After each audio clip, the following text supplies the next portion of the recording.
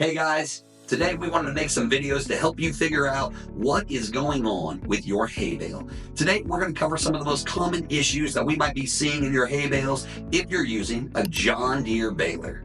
Let's go. All right guys, first up we want to talk about where it looks like your bale is bursting. Now this might happen on the top, this might be happening on the side, but there are several things that can happen to that baler process that actually creates these bales to where it appears like they're bursting. It might happen literally right when it comes out of the bale. It might start to show itself within a week or two. We've even had times that it might be 30, 60, 90 days where things happen that weakened the net wrap that causes that bale to burst. Now, one of the first things is that anything that is going on where the chamber rollers are actually rolling on the net wrap where it's not rolling with it.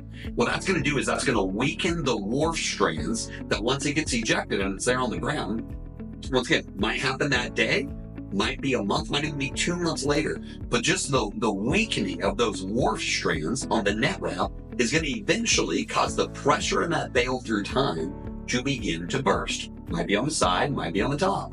Next, just in that baling process, if there's anything that's creating a badly shaped bale or poor bale formation, that it's not circular, just the profile of it, that if we didn't do a great job of picking up the crop, it's going to put additional pressure on those wharf strings. And through time, it's that pressure that can actually cause the bale to burst. Now, some other things to always double check.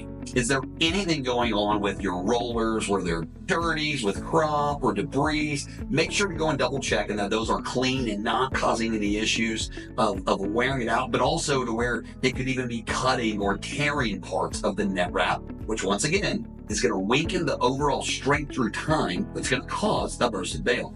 Another thing to check, that if you're ever ejecting your bale on slope or incline, those are things that can cause that bale to have things that are rubbing on it that's going to weaken the net wrap through time.